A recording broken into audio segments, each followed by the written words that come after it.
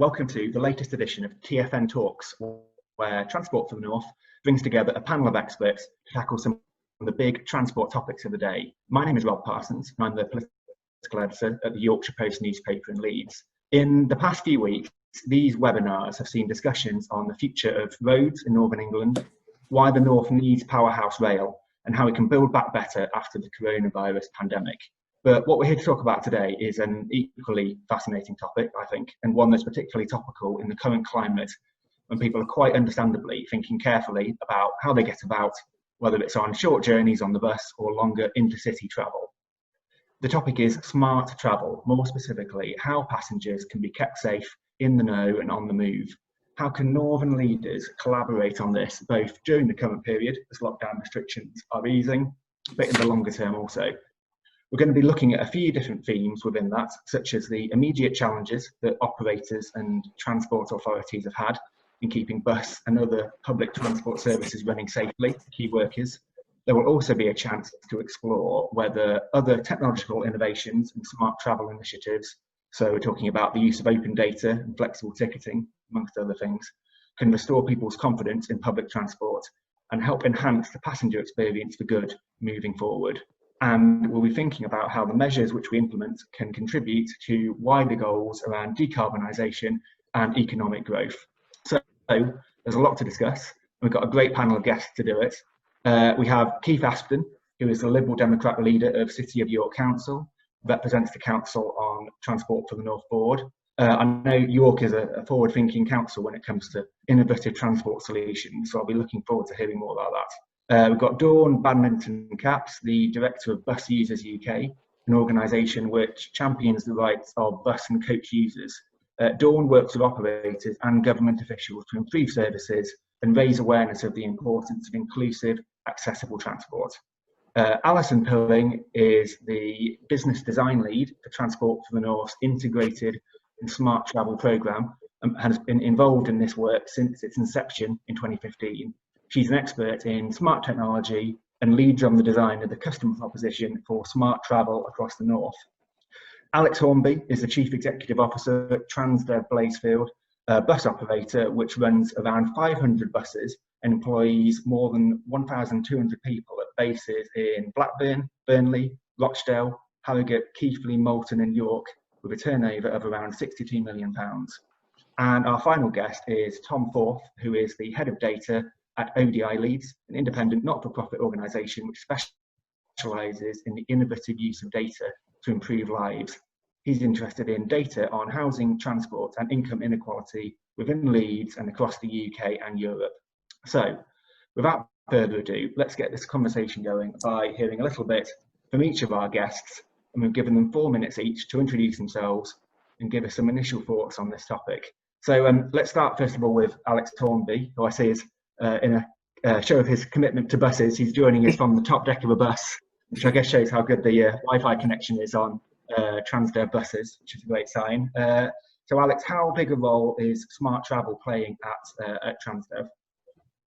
Good morning, everyone. Well, I think, yes, now more than ever, our responsibility as a bus operator and our commitment to smart travel and making travel as convenient to use and pay for and be happy in doing so is coming to the fore more than ever, because I think as bus operators and as public transport providers and collaborators that we all are, now we've got a big battle on now as to how we restore faith in public transport following the quite series of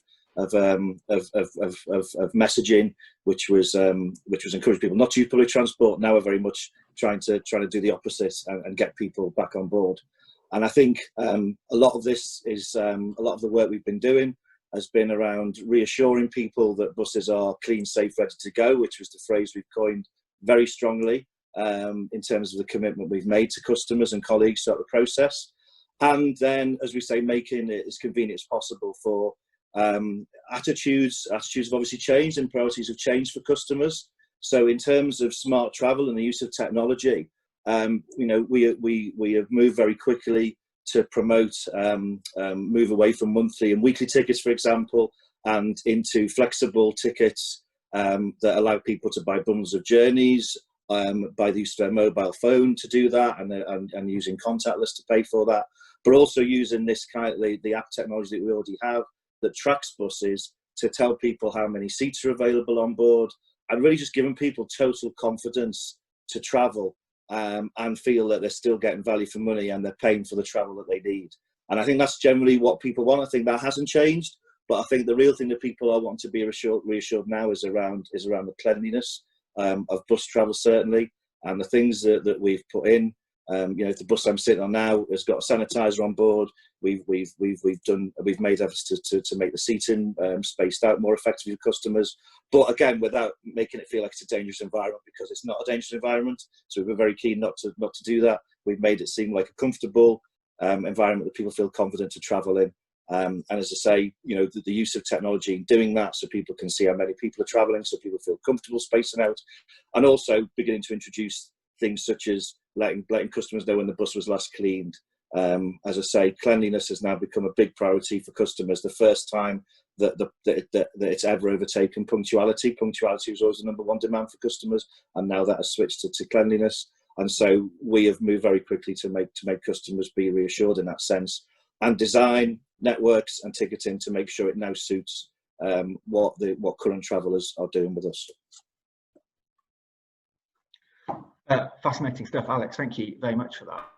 I'm going to move next on to Dawn Badminton-Capps from Bus Users UK, and obviously, Dawn, you champion the rights of bus users and coach users. What's your feeling about how we move forward in this particular area?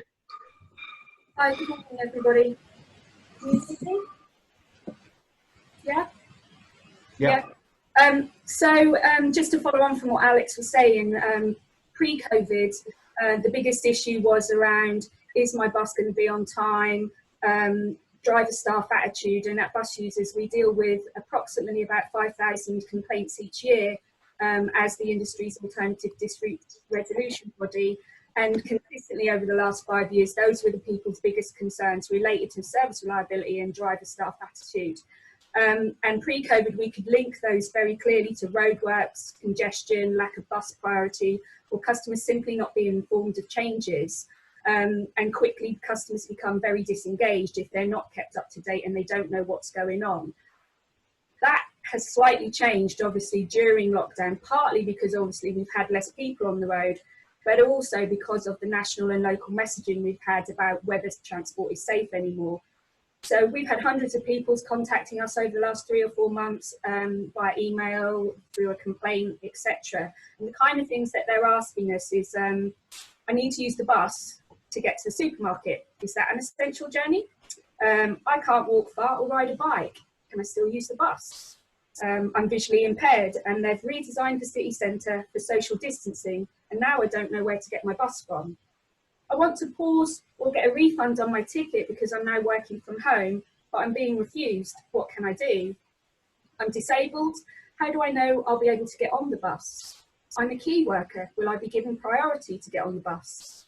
I can't wear a face covering because my disability is hidden. Can I still use the bus?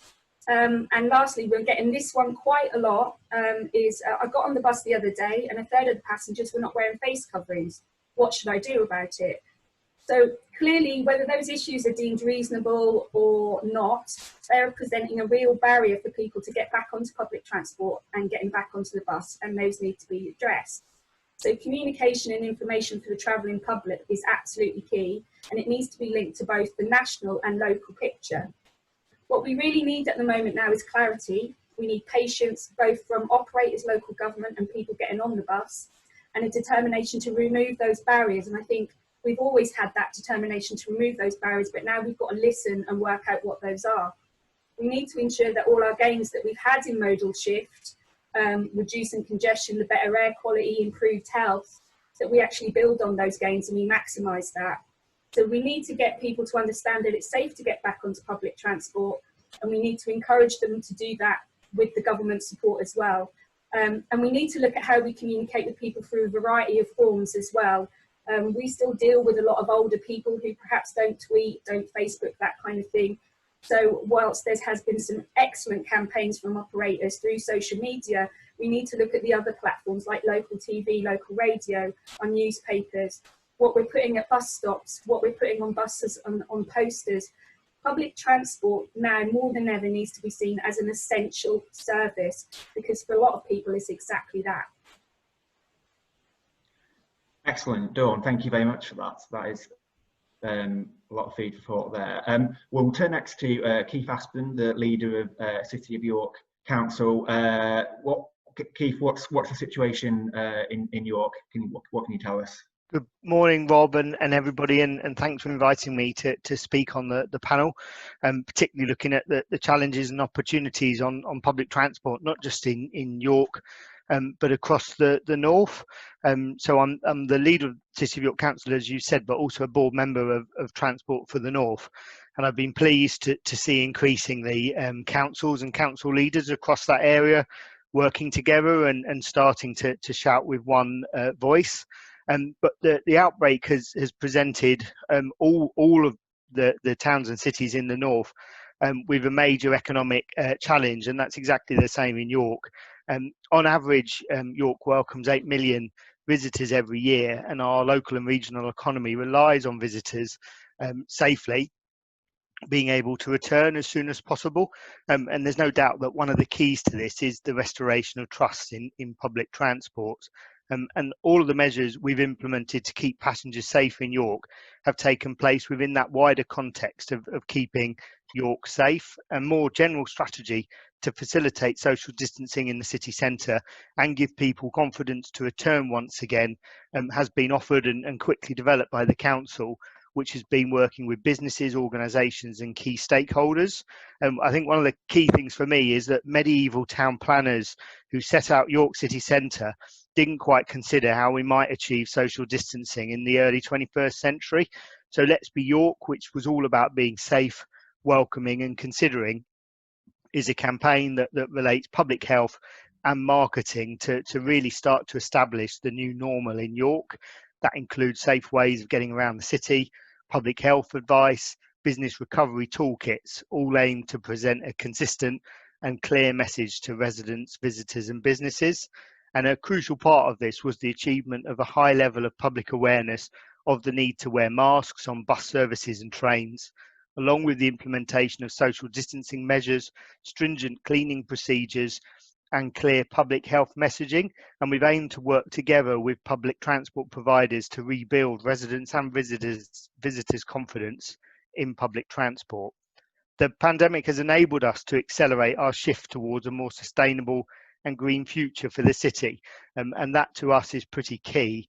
With a significant rise in people using active modes of travel, we've used this opportunity to deliver substantial investment to improve walking and cycling infrastructure, working towards our previously established goal of having a people-focused city centre, and public transport is going to be and is a key part of that longer-term plan.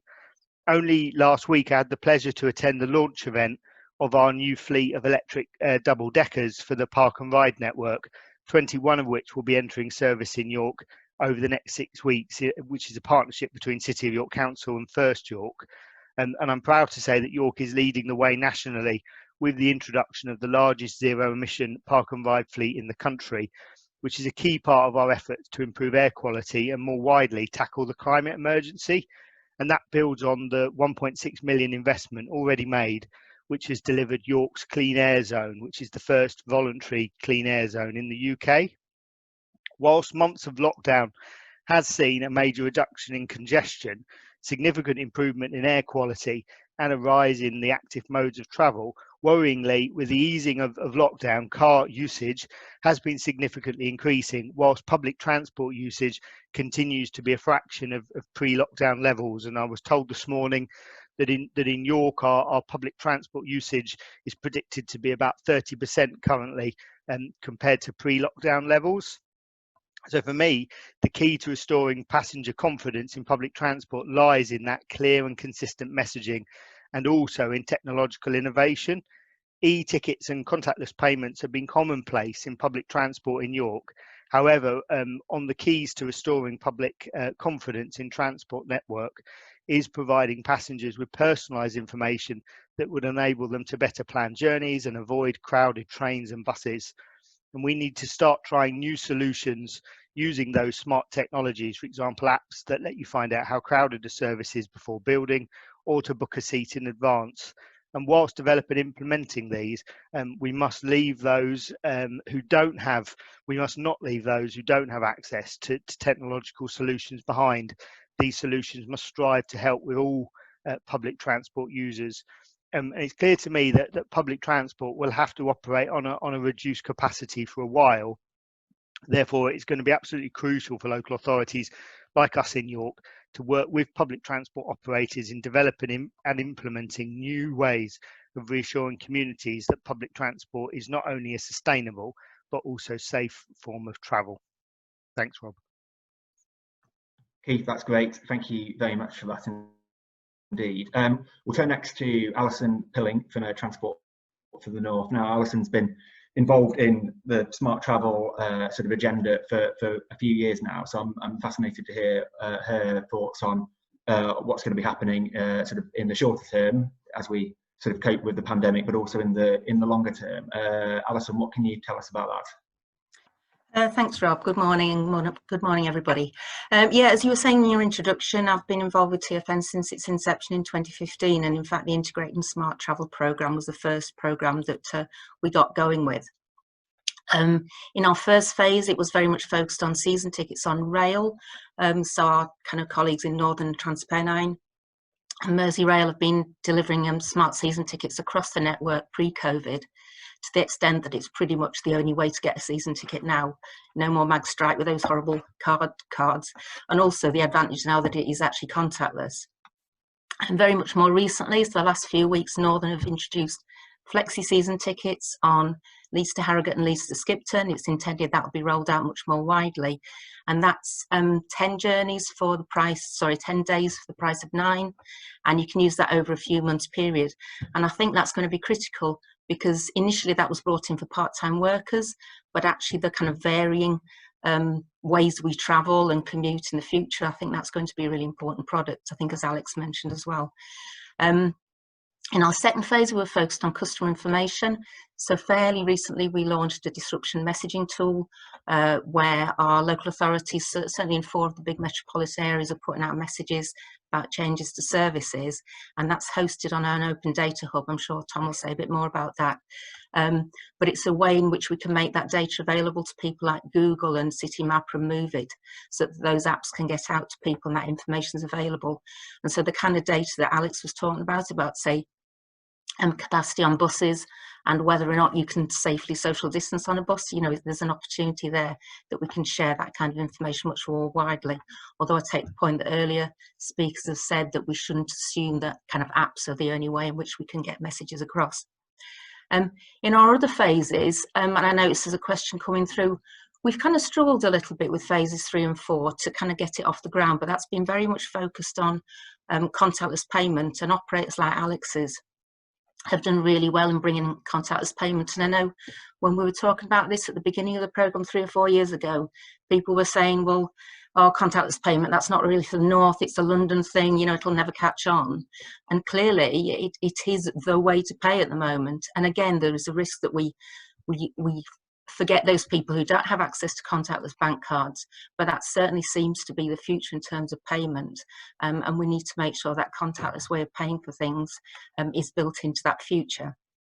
I did want to just quickly, for my last minute, if you like, just talk about my experience of the last 4 months. And I know that everybody's experience of lockdown and coming out of it has been different, but I was just reflecting that in February, I used to go into the office for 5 days out of 5. I probably used 10 or 12 buses a week, most of them Alex's, a few trains, a couple of taxis, and maybe once every 6 months I might get my bike out the shed.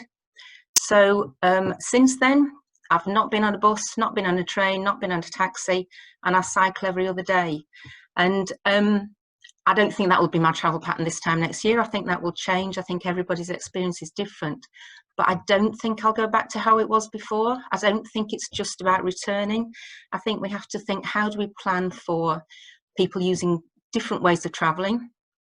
Whether it's a train or a bus or a bike or whatever is appropriate. They will need flexible ticket products that account for that. Obviously the safety concerns are key, but my real concern that we have to address collectively is that we shouldn't let it become the norm that it being in your private car bubble is the only way to be safe, and that's the real challenge I think we've got. Cheers. Alison, thank you very much for that. Well, I think there's a few points that we'll be coming back to later on that. So our final speaker is Tom Forth, who specialises in the use of data for the public good. So I imagine he's got a few interesting points to make on this subject. So Tom, take it away. Thanks, Rob. Yes, I mean, I wanted to start by saying that we came into this pandemic with data infrastructure in the whole of Great Britain on public transport that was really pretty good. And I think that's not something we've had the pleasure of saying a great deal about our preparations for the last 8 months. But on terms of public transport infrastructure, it's been pretty good. So you can go on Google Maps and you can search for a bus timetable and it'll tell you to get a train or a bus, where to walk. All the bus stops are in the right place on the map. All the train stations are in the right place on the map. The trains should go at the time that they're timetabled, and the buses generally do go at the time that they're timetabled. And I think that we underappreciate sometimes in the UK and in the north of England that that's not easy, and it's not actually usual, right? So a lot of other countries in Europe and in the world, you aren't going to get that kind of quality of service. So that's one kind of good thing that I think has put us in a reasonably good position, which is that we are already, thanks to quite a good data infrastructure, quite confident, if we feel comfortable getting back on the bus, getting back on the train, to go back to it. We will know when those buses and trains are. I think there's been some interesting innovations. Things that I've dreamed of having for the last 5 years have kind of happened very quickly in the last couple of months. I think it's worth everybody thinking how we hold on to those bits of progress. So I'll take an example. We've got Network Rail in Leeds to release data on who uses the train station, the number of people passing through the ticket barriers at Leeds train station every 15 minutes of every day since the 1st of May. We've always wanted that data because it lets us know how crowded the station is, and it lets us know how busy the city centre is and what type of modes people are using. It's always been too difficult. But once it became really valuable, because we want to monitor people coming back to work, it's become possible. There's other things that have happened that are like that. So I think the way that bus companies have been able to roll out via their apps, the ability for people to see how full the bus is, again, it's something that anyone who uses a pushchair or is disabled has screamed at bus companies for about 20 years. They said, just please let me know. I understand that we can't have 8 pushchairs and 2 wheelchairs on a bus, but I just want to know before I leave my house and get wet at the bus stop whether I can get on it. Well, that problem's kind of been solved now. So that happened. It was a really quick rollout from a lot of bus companies. It's not every bus company yet, but it's really quite a lot of them that you can now see how full the bus is. And I think, again, that's something that will bring people back onto public transport, but it hopefully will stick around afterwards as well and continue to fix these problems that existed before. I suppose the last thing that I think is really quite exciting is we know that the future of transport in terms of public transport is going to be different than it was in the past. And that's nothing to do with pandemics. That's just because we already knew that travel patterns were changing, that people were not going to the office 5 days a week. They were maybe going 3 days a week, or they were going different places at different times, and they were using different modes. They were using a bicycle one day, they were driving 2 days a week, they were using a park and ride one day, and they were on a bus and a train 2 other days. And yet ticketing had not caught up. And one thing we've seen from this pandemic response is that a lot of bus companies have rolled out season tickets that can be paused. And I think that's just another brilliant invention. So for me, I think the key thing about how places have responded, how public transport especially has responded, is it's implemented a lot of the things that it kind of said were too difficult for 5 years. And I suspect, Alex can tell you himself, but I suspect they've been surprised at how well it's worked, that it has actually worked. Somehow it's all kind of come together and mostly things are quite good. So the question for me is how we keep that going. Now, how do we keep that going for the rest of this year, the whole of next year? Because it clearly is going to be an important part of making people feel safe and comfortable to come back to using public transport. Excellent, Tom. Thank you very much for that indeed. So I think we're going to move to some pre-prepared, pre-submitted questions that we've had prior to this webinar starting. And one of them is something that people have sort of touched on a little bit, and I might just direct it towards Alex and Dawn in the first instance. Obviously, COVID is in the process of being brought under control, second wave permitting, and we're seeing passenger numbers gradually go up. But how quickly do we think that they will get back to what they were before? Will they ever get back to how they were before? And do you expect passenger behaviours to sort of change in the medium or long term? Maybe I'll go to Alex first on that one. Okay, well, I think what's clear is that attitudes and reasons to travel are going to be different than what they were before. I think certainly we will see people go into the office slightly less than probably what they did before, and we all know that the main where our customers come from, they're going somewhere. People don't just use a bus for the sake of using a bus. It's based on reasons for travel. So we're seeing our usage now is nearly back up to 50% of usual. That is a number that is trickling up week by week, and that's even with the fact that the area of operation that we are in is serving areas across Lancashire and Greater Manchester and West Yorkshire as well, which has obviously been subject to additional lockdown measures in previous weeks. So people are clearly getting more confident to come back to the bus, and it's I guess what we are tracking now is when does this growth stop? And I think what we are estimating is that we'll probably get round to about 70-80%, providing things stay as they are and we remain in this so-called period of recovery. We should get to that point by about spring next year. So the network is probably going to have to look a bit different. But I think what the deregulated bus industry has done, actually, it's unfair of me to actually say that, what we've all done together is actually, we've been entrusted to design a network. We are providing exceptional value for money for the government in terms of the funding we are being given to run a network with very few passengers on it, compared to the funding that's going into rail and even TfL. And we've been trusted to design that network with hardly any complaints. We've designed the network, we have done it, we have shown the local authorities the networks we are designing, and I don't know of any operator who's had a pushback of how effectively these networks have been designed, and then how we are now growing back into a full network, which is what we've all been very determined to do. So I think what's been really heartening is that there's been so much collaboration going on here. It's between us and the local authorities, us and suppliers. Tom's right, all these things are things actually that we've been asking for a while, but it's great because actually the rest of the industry has now asked for it as well, so the suppliers have delivered it, and to their absolute credit, the suppliers have done it really, really quickly, and we've delivered it quickly, and they've gone down really well with customers. And to answer what Tom said before, they will remain because customers like it, and we do things that customers want us to do. That's what we do, and I'm sure most other bus operators do that as well. It makes, of course we do. So I think we will get to a point where, yes, demand is not likely to get back to where it was in the short and medium term, but there's got to be some opportunities there, and it's about how we design the best network, the most effective network alongside our partners. And I think there will be collaboration. I think we'll all be up for more collaboration on both sides of the public-private fence. And I also think as well that it's up to us to then make sure we carry on designing ticketing and meeting the demands, the new demands, or the changing demands of customers in a post-COVID environment.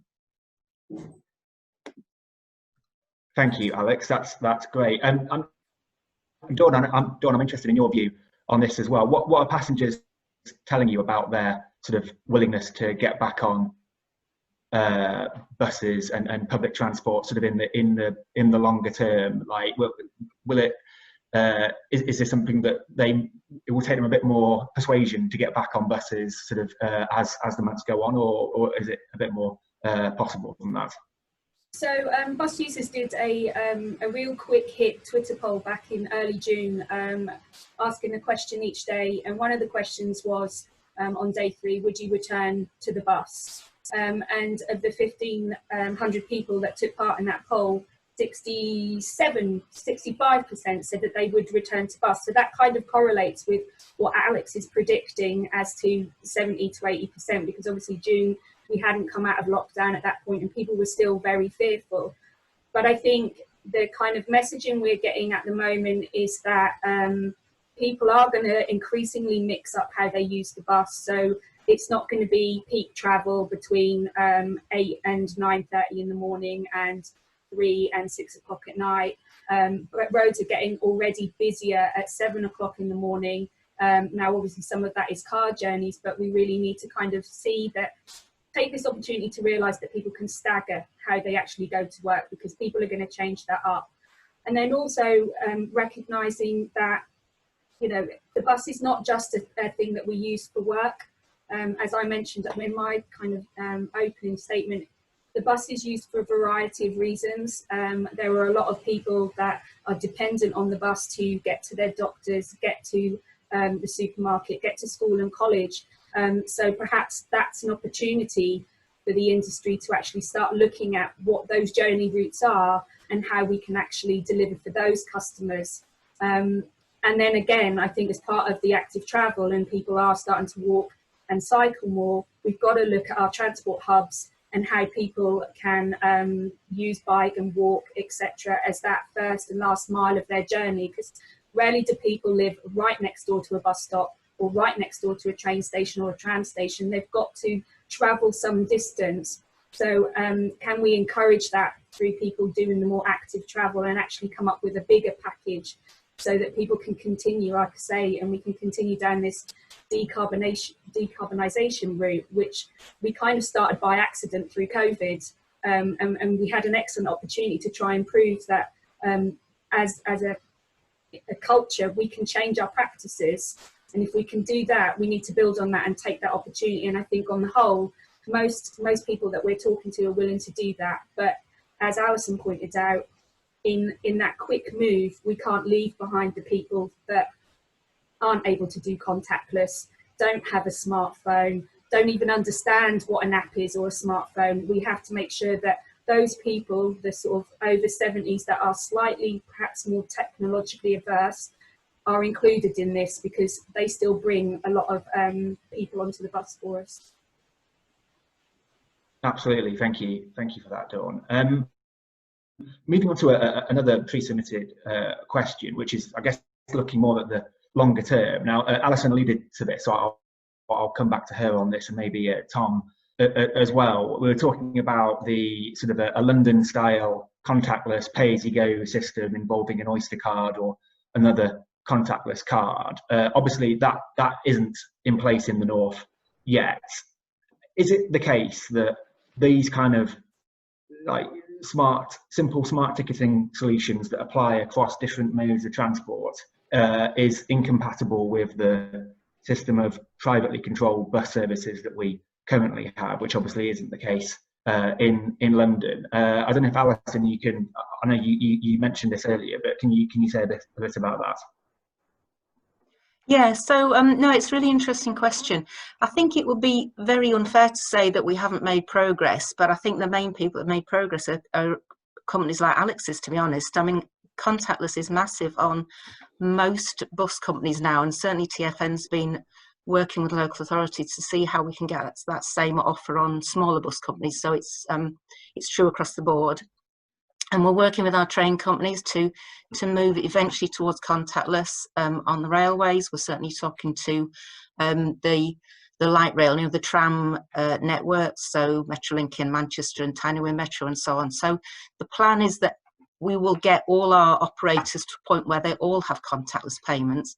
I think the interesting challenge then is, how do we join that up? Because if you look across the world, places that have achieved that kind of joined up thing tend to be quite centralised, highly regulated. So London or New York or big cities like that. But we need a different model in the north. And TFN's view has always been that, you know, we're a single voice for the north, and that's not the view of all our northern partners. We have 21 local authorities, we have probably hundreds of operators, and so we need to take a different approach to doing that joining up. And that's certainly Alex is involved in a project that he might want to talk about in terms of bringing the bus companies together. We've been talking to operators across the board to say, how can we do this joining up bit? Because when we did our market research way back when, 3 or 4 years ago, and I think it's still true now, passengers were saying they wanted a London style experience. They weren't saying it has to be exactly the same, but they said it needs to be easy, simple. I should be able to walk up, just pay, and I want the best deal at the end of the day, and I want good customer support.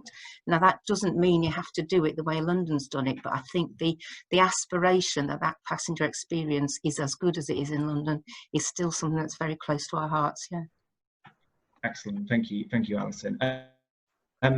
Tom, I'll jump in on this.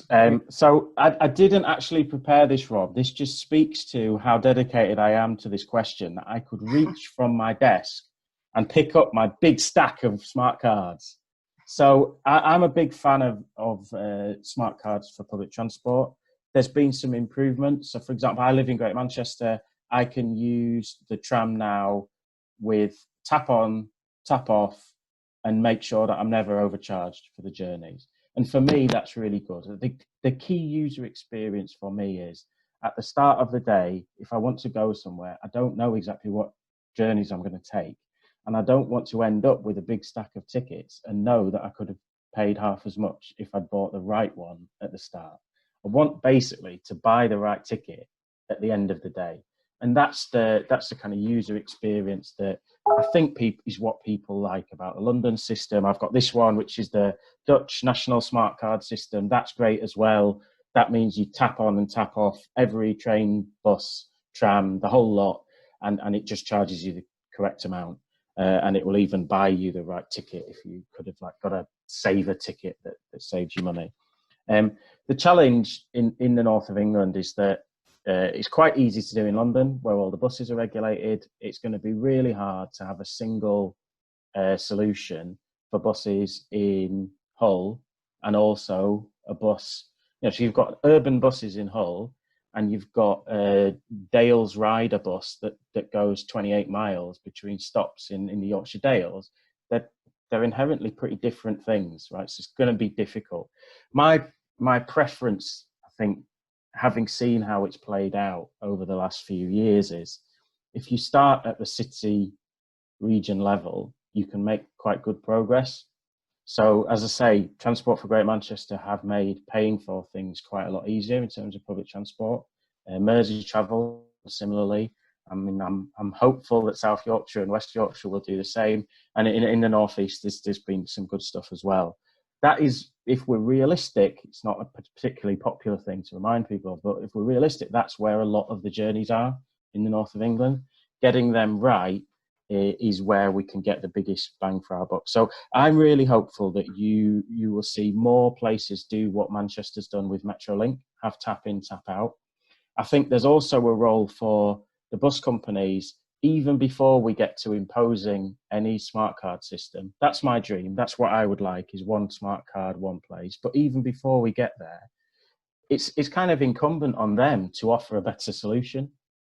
So you already see with this ability to stop and start season tickets.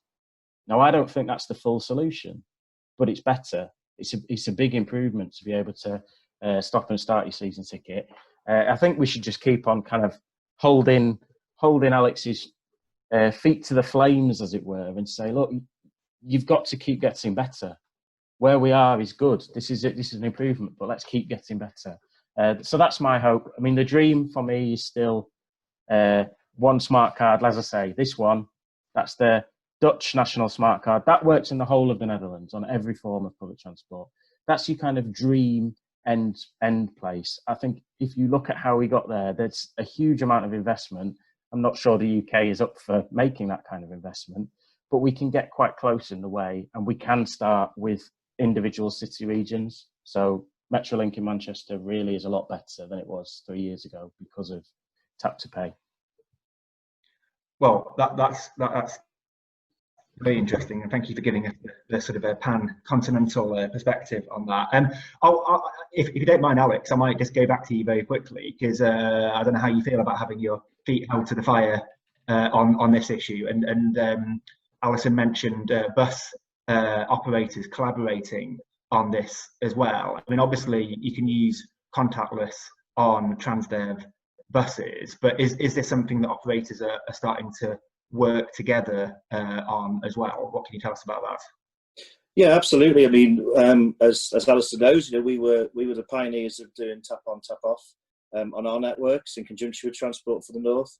And I think, to be fair, us and all of the big operators, I think we're all dedicated to trying to find a way to work that out. And I think there's been a little bit of misrepresentation as to suggesting that actually we're not. We're actually behind the scenes now.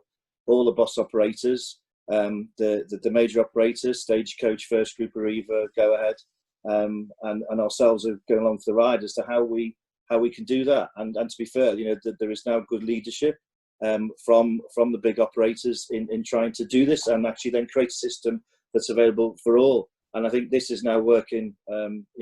It's aligned itself perfectly with Transport for the North's Smart Vision. And I think we are getting to the point where we want to create exactly what Tom is suggesting, because if it makes things better for customers and makes things more convenient, that is always our motivation. So my feet are held to the fire every day by my customers, and that's the way we like it, because they will tell us what they want. And sometimes, hopefully, I'd like to think we're innovative enough to tell them what they would like to see and what they want. So that's clearly, we've always been up for. I've always had this view that if someone is running down the road and wants to give you £5, we should make it easy to take people's money off their hands to make them enjoy bus travel, rather than make it difficult for them to part with their money. And then we should try and give them value for money by coming up with different ticketing systems as much as we can for those people, without it being seen to be complicated. And I think that's where tap on and tap off capping comes into it, because the customer doesn't need to know or understand how, let's face it, very complicated a back office system has to be to work it out. All the customer needs to know is, if they get on one of our buses, they tap on, tap off, we will work out the best fare, whether they travel once a day, 5 times a day, whatever. And I think that bit is up to us, and we can design a system that works for that. Hence why, we have done the things, not just on tap off, tap on contactless, but also mobile ticketing, the bundles of journeys that we now have, bundles of days, pausing season tickets as well. Anything we can do to make it convenient. And I should also say as well, people are still paying with cash on buses and still want to. Let's not fool ourselves that everyone's trying to get away from cash. And this is what I say, while customers can only do that, we have to give them that option as well, and that's what we're doing. But let's put it alongside all the smart options that we have as well, to make it as convenient, but also as understandable and as simple as possible. Thank you, Alex. That is a very, very good point.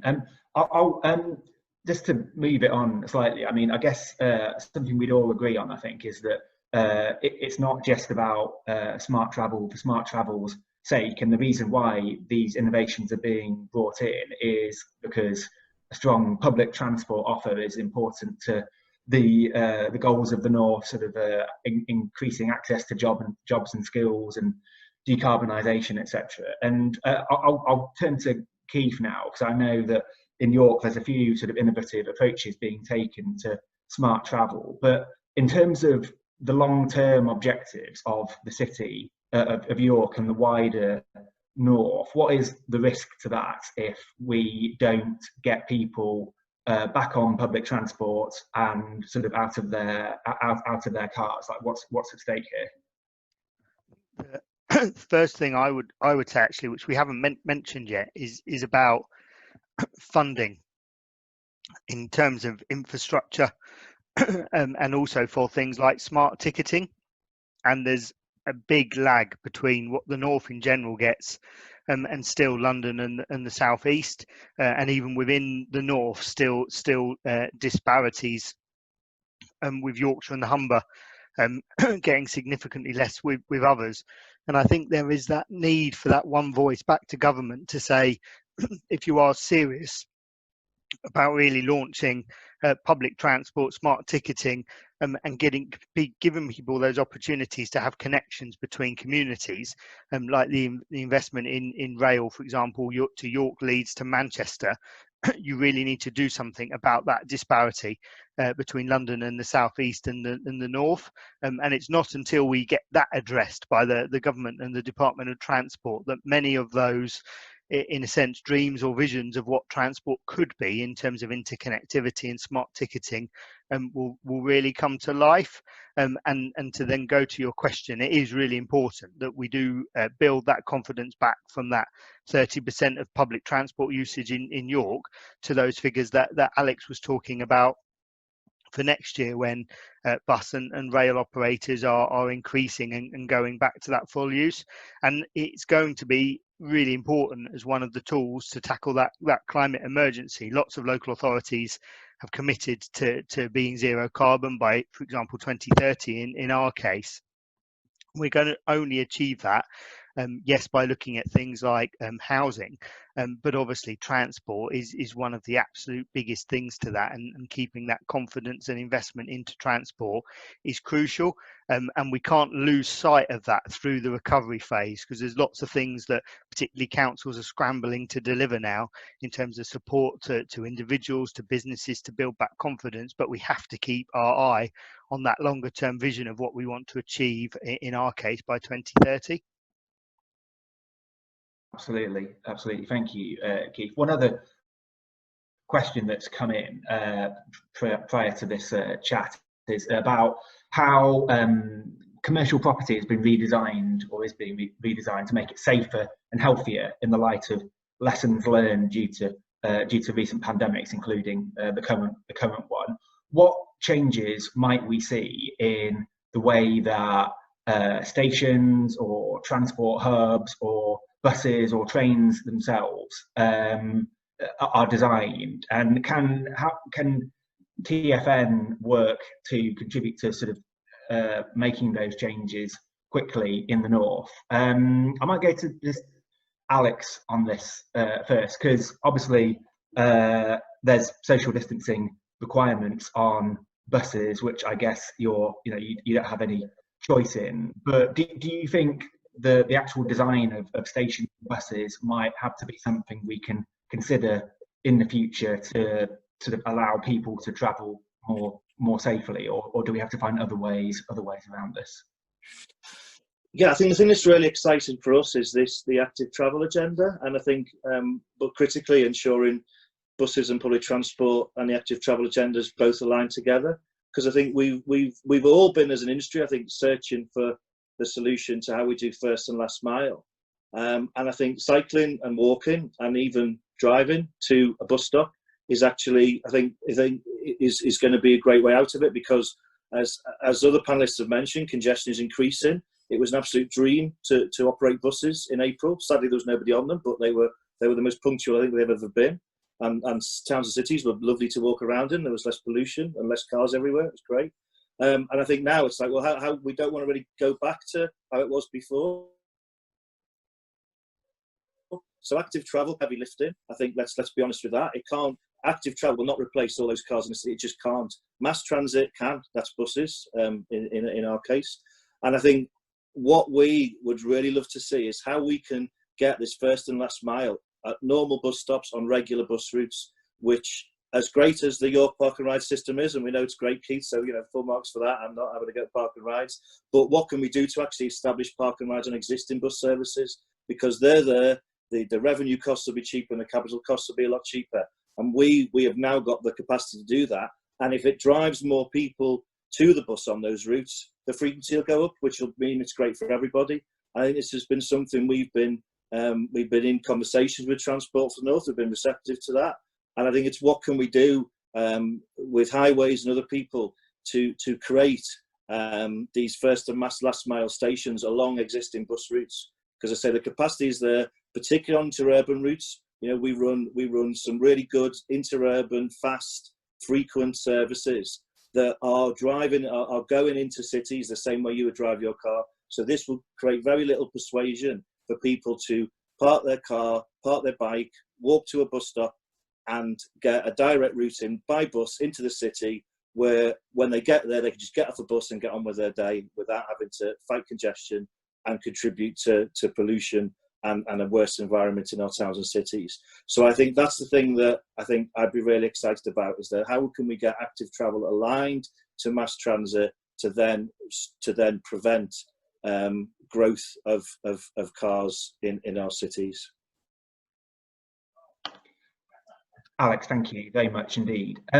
We've got about just under 10 minutes left, so I thought I might just conclude by asking all our panellists for their thoughts on what they would want, sort of the people who have the power to make changes in this area, what they would want from them. If you had 10 minutes with Grant Shapps, or perhaps with Boris Johnson, as we know he's a bus enthusiast, and you could ask him for anything, what would be your main, what would be top of your list for things that could move on the smart transport agenda, and also, you know, get people back on public transport more generally? I'll start with Alison Pilling, if that's okay. Alison, what would you want from government to move this on?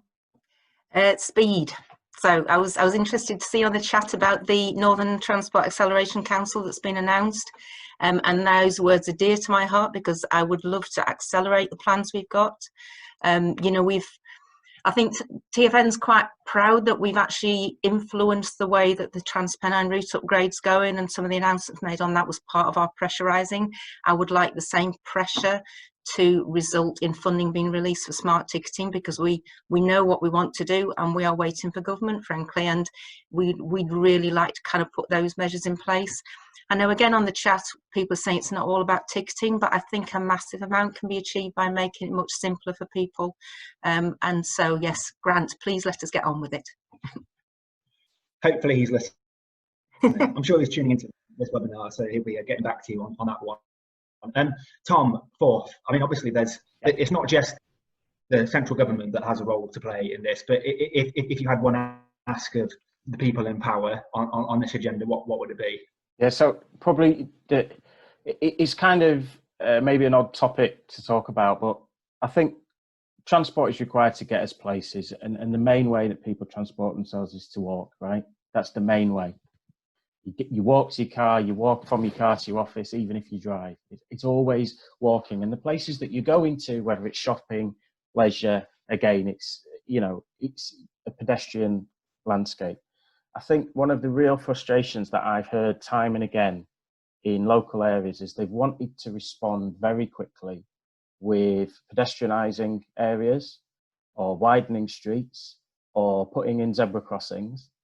And even these really small things, they end up having to deal with a huge chunk of UK government law to put in a zebra crossing. And it takes them ages. And they really struggle with the cost and the time and the difficulty of it. So, I mean, there needs to be money to make the changes that a lot of local places want to make. But in addition, it just needs to be so much easier to do it. And I think we could get some really fast improvements if we let local government do more quickly with less restrictions, most of the things that mostly they want to do. Excellent. I wondered when the D word, devolution, might enter the conversation. So I'm glad you brought it up. Keith, I imagine you get to speak to Grant Shapps occasionally. In fact, I think he was in York earlier this year, wasn't he? So what, if you had a chance to ask him something on this again, what would it be? The two main things I've said to transport ministers recently, and will keep saying, from a Transport for the North perspective, it is to genuinely level up, give us that investment we need to deliver quickly and to deliver the infrastructure that our communities need.